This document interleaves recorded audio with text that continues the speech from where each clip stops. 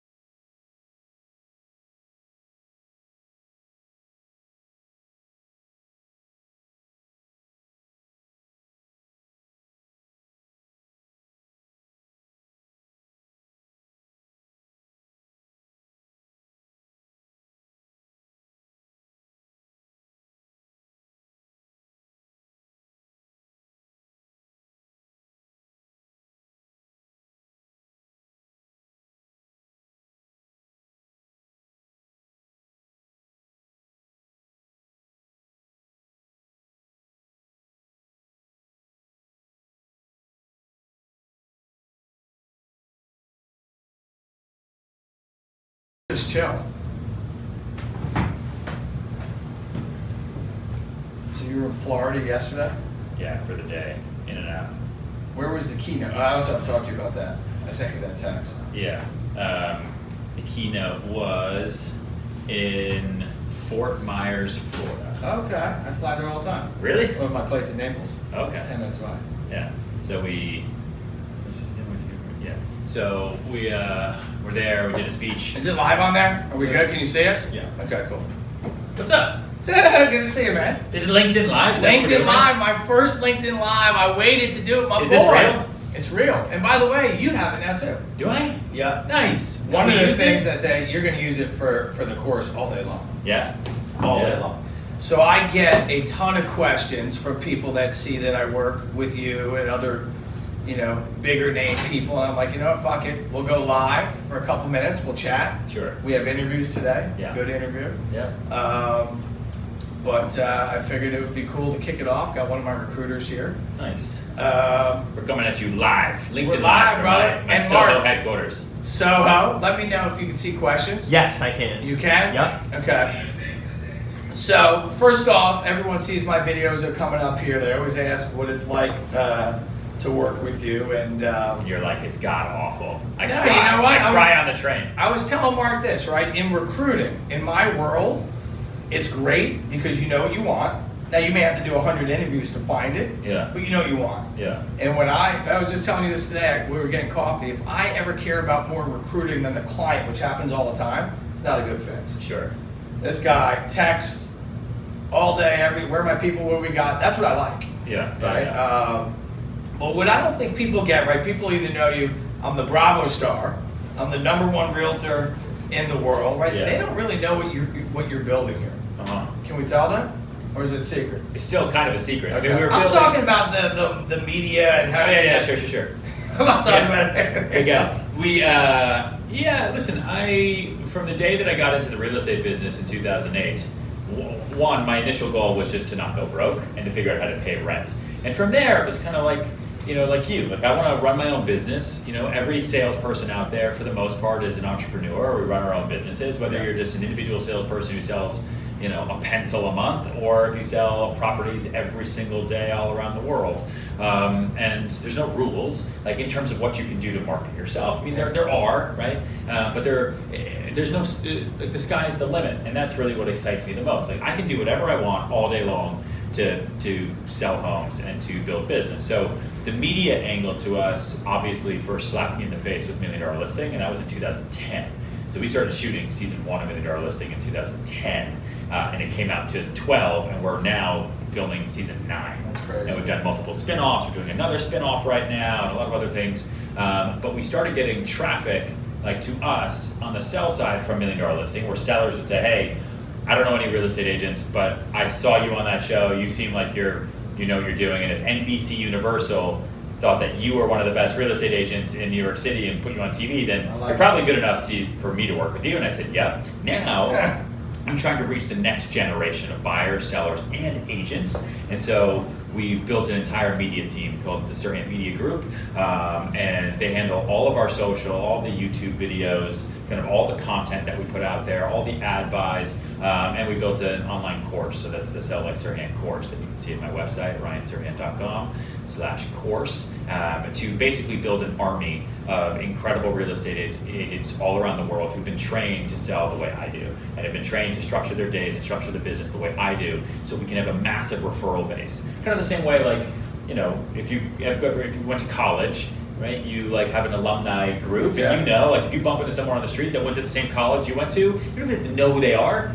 You're like 90% sure, we're kind of the same. Like we both went through the same stuff together. Did you have Mr. Smith for English literature, sophomore? Like, so that's what we have, and that's what we're building now. And brokerages just don't have that. Like Keller Williams has a bajillion real estate agents, but they all kind of do their own thing. And can somebody else from another broker come to you for marketing help? Yeah.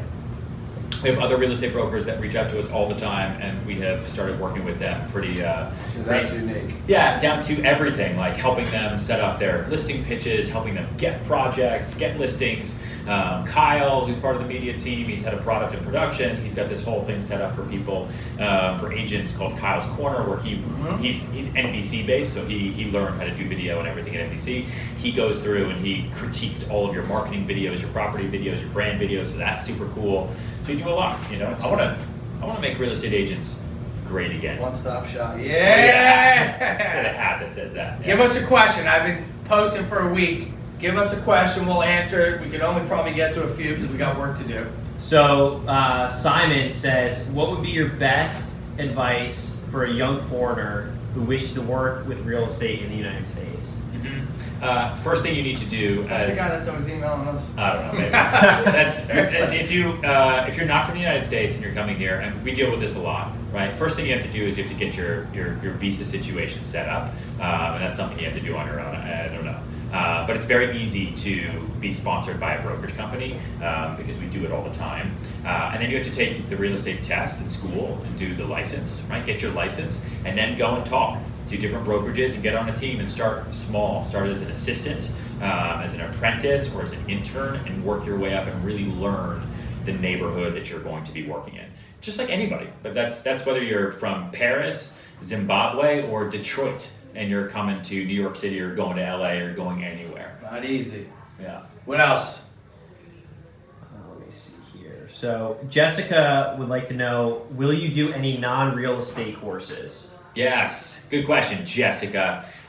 We are currently working on, so for one, the course we have right now, the Sell Like Serhant course, is for salespeople everywhere. We've geared it towards real estate with a handful of lessons in there and videos, but there's 42 courses in the course, so 42 chapters, and they're all video with workbooks and worksheets and all that, and they're all under 10 minutes, so you can listen to them or do it at your own speed and pace.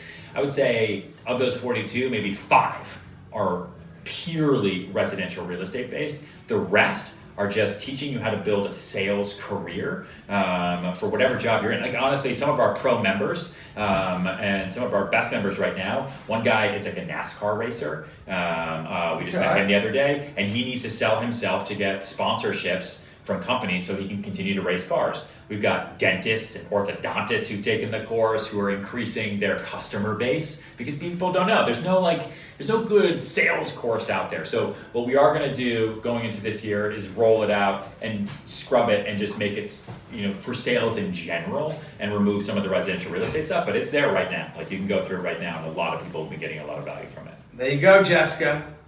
What else you got, brother? So Michelle would like to know, and this goes kind of for both of you, is how can you take your techniques and apply them to other industries? Go for it. What's it like selling people? Your job is so hard. My job is hard. It's so hard. Selling real estate I thought was hard, and then I saw what you had to do, and I'm like, ooh. Yeah, they say recruiting is the purest form of sales, right? I got to sell the client why he needs to use me. That was done. Then I got to sell the candidate why they need to trust me, why they need to leave their job, and then why they have to believe me that his company is the best, right? So you can put that into a lot of things. We're starting to put it into marketing, almost the reverse of what Ryan's doing, right? Everybody is seeing all these clients that we land, which is something I'm good at. So now I have other recruiting companies saying, hey, can you help us, almost like realtors are, right? So you just take that passion, whatever. If you're a vlogger and during the day you're an accountant, you have a passion for that, put it into vlogging. Or whatever the hell it is. Yeah. What do you think? No, for sure. But I would say about you and kind of what you do, it blows my mind because like you do what I preach all the time, which is like you actually do the work. Most recruiters that have come to us in the past and said, hey, do you want to do this? Like they will go on monster.com or whatever those other websites are, download resumes and send them to me. Which is like a really, really bad travel agent, right? Who goes on like, hey, where do you want to go? And then they're typing on Expedia. It's like, dude, I could do that. Like I use an agent so that you can do something for me that I can't do, which is what my clients hire me for, right? Like I can put stuff on the MLS and on the internet and Zillow all day long, but that's not how we sell property. If I get lucky and I find a buyer on there, great. But like that's what blew me away when you first came to me. I was like, okay, where are you gonna find these people? You're like, no, I'm gonna call them. And then the people you kept sending to me, you had to remind me like, oh, by the way, these people have jobs. And they don't necessarily want to move unless you have a good reason for them to move. Sell like, so these people aren't out there looking. Like these people, like you just call this person at their office. You're like, hey, how do you like being a CFO over there? You want to come be another one over here, which is pretty cool because we're finding people who are really, really good where they are, and they only want to move for opportunity. And those are the kinds of people that you want to work with. But going back to the question that Michelle had, right? Mm-hmm. I would say, what I do is I sell real estate all day long, but I don't really sell real estate, right? I connect buyers to sellers, sellers to buyer, and I create relationships. My job all day long is to generate leads. I want to meet as many people as possible every day who can possibly bring me business and help me expand my reach, whether that's through media, through education, or through property. Like for example, yesterday I went and gave a keynote speech in Fort Myers, Florida, at a Hyatt Regency on the water. It was really nice. How many people? 500. So it was 500 agents or 500 flooring salespeople. So they sell flooring to commercial. They do sales conferences everywhere. So this group sells flooring to commercial developers for like nursing homes and office buildings. So like linoleum. You go to this company, Mohawk. That's what they love. Mohawk, definitely. Yeah. So Mohawk, they're huge and stuff. So I talked to them, but I got 500 people yesterday who I've never met before, who then now have all my information and they can refer to me for all their clients. Like that's huge. That's my work yesterday. Love it. What else? So I actually have a question. Okay, so I'll let you go. So you guys talk about process, right? So that kind of seems to be the differentiator between being successful and not being successful. So did you guys highlight your processes in terms of how do you get your day going, how do you structure your day, and how did you guys find your path and what works best for you? Is it just a trial and error? Is it just trying different things all the time? Is it failure? Yeah, I can talk to that. Go ahead. I would say one, mine. How to structure your day is a huge part of the course. It's a big part of the book. Not that I need to pitch it at all. They both sell incredibly well, but it's because it's the one thing that I could never find. when I was a young salesperson and just got my first job and running around, no one told me how to structure my day or how to create process or what my strategy should be for my week or how to set goals. Or like, just show as many apartments as you can, hopefully you'll sell some. Like, that was it. Or it's, hey, show up at 9 o'clock, punch out at 5, do the work you're told to do, and then that's really, really, really hard. So for me, like, you have 1,440 minutes a day. 400 and change of those minutes are going to be spent sleeping, eating, watching an episode of your favorite show on Netflix. The other 1,000 minutes of your day, that's your bank of time that you have to use to the best of your ability, and you should only be doing things that you can do, right? So like right now, you want to do this with me, right? You like to live with me. You didn't want to do it with anybody else in my office, so I'm here doing this, which means I'm going to leverage myself, leverage those 1,000 minutes onto other people so I can do more, so my job never, ever, ever stops, right? And that's the most important thing. And I'm booked and scheduled on the 15-minute mark, and I live and die by my calendar. If it's not in the calendar, it's not going to happen. And I'll say everything this, in there. best client I've ever had, seriously, on calendar. Like, so I know, that's why you see me do this. We have an interview, he won't make that lady wait 1 minute, which is good for recruiting. Clients, don't leave them in the lobby all day. Yeah. But you're also a get up at 4:30, check your email. Like, how important is that to you to feeling normal? So I start and we're in Soho right now, so you're going to hear sirens going up and down Broadway this entire time. I start my day the night before because I can't wake up tomorrow morning and be like, oh, what do I got going on today? Oh shoot, I got that at 10, and let me get some coffee. Like, those people, if you behave that way, your day doesn't start until 10 a.m. or 11, and by then, like, I'm 5 hours ahead of you. Right? Every day is a race. You just don't know what kind of race you're going to run. Maybe it's a sprint, and then it changes into a marathon, and then someone blows a whistle, and then you're doing hurdles, and then it goes back to a sprint, and then you get to walk for a little bit. That's great because you had a lunch meeting, and then you go back to a marathon. So I start my day the night before. I clean through my entire email from that day, and I look at my calendar, and I prep for what I'm going to do the next day, and I know what I have to tackle first, which are typically my most difficult tasks, because I need to get them out of the way. Most people procrastinate, and they put their most difficult tasks like later, or I'll do it tomorrow, I don't know.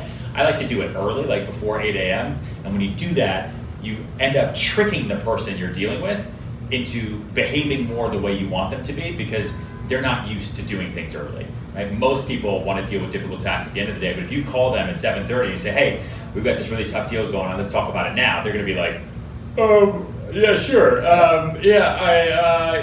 What do you think we should do? All of a sudden, your difficult task is relatively easy. Or if it's like writing a paper or doing homework that's really tough, get it done early. That's why I go to the gym first thing. So the hardest part of my day is done before 6:30, 7 a.m.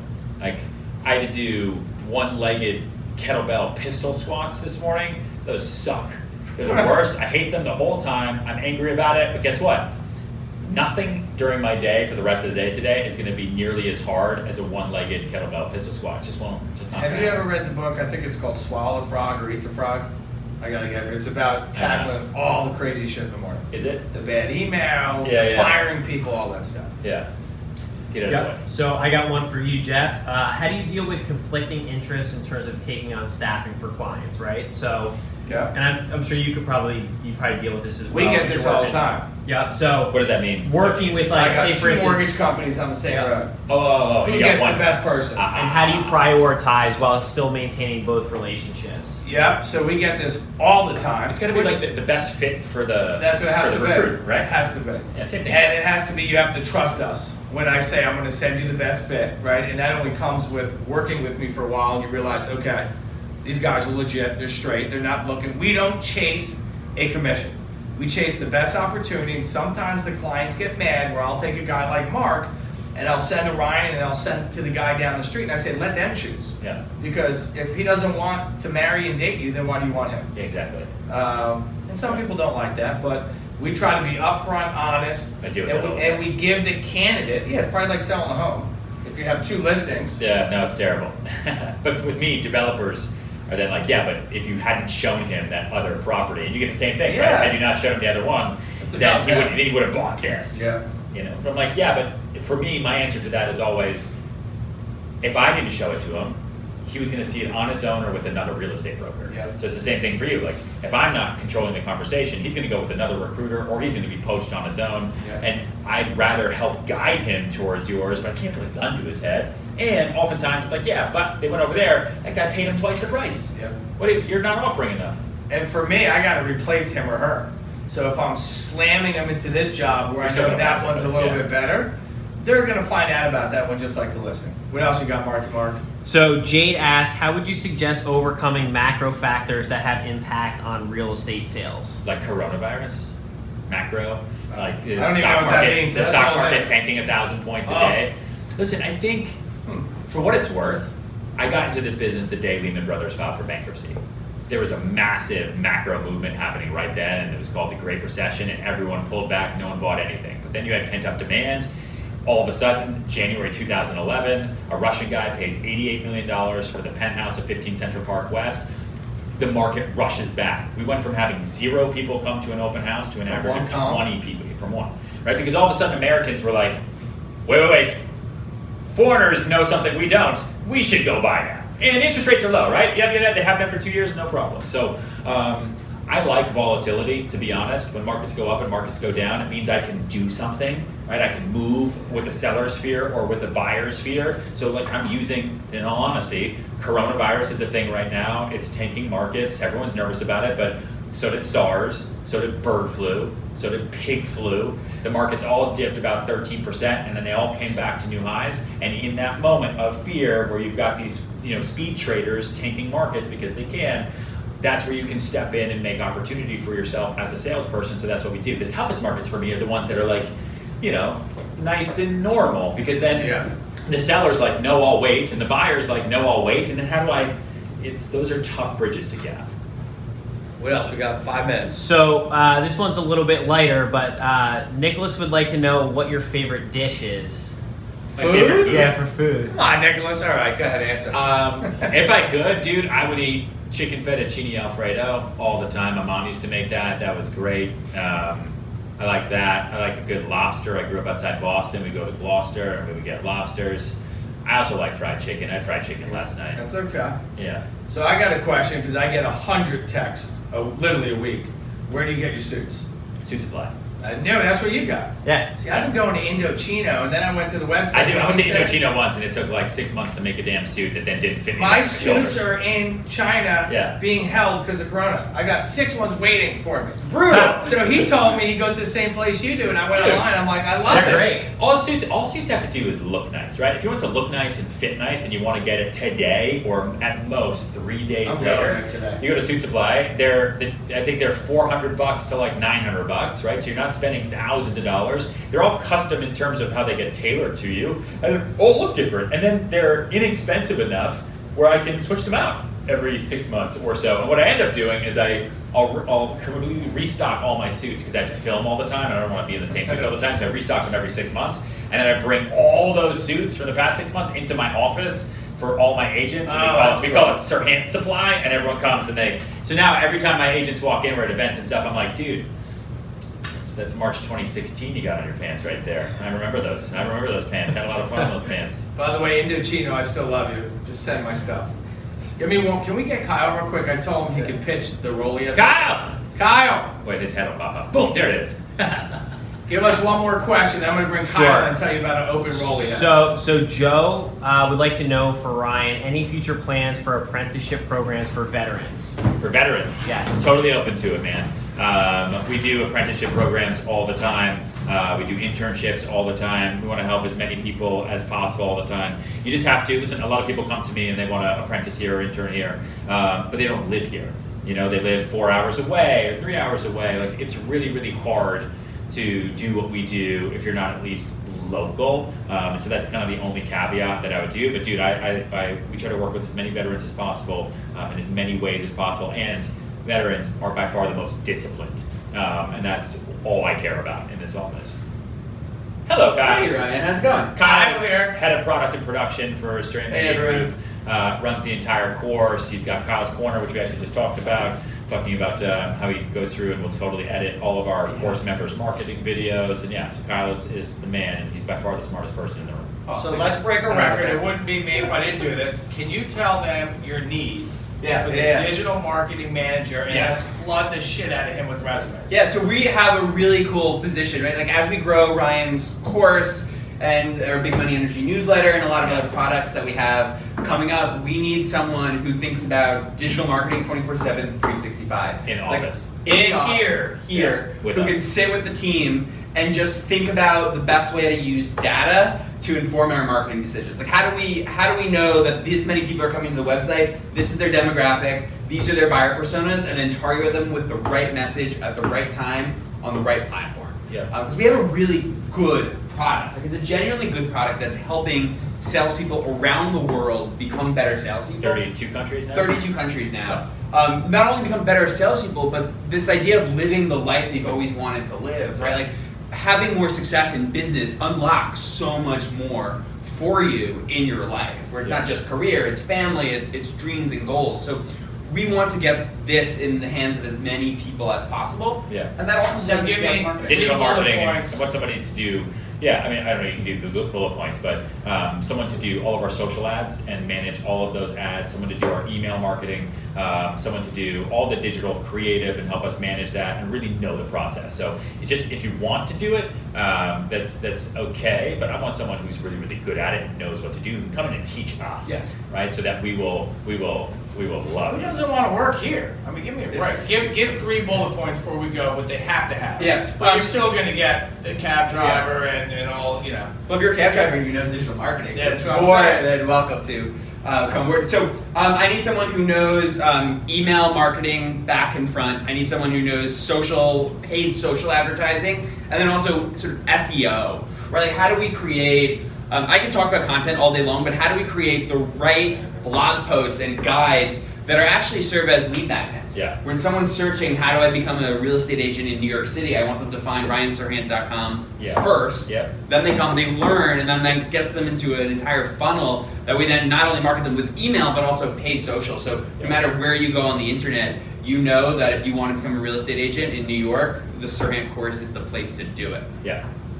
That's it. So That's it. where should people reach out to? You ready? Kyle at ryanserhant.com. I'll put his email down there. Flood him with resumes. Let's get this hired.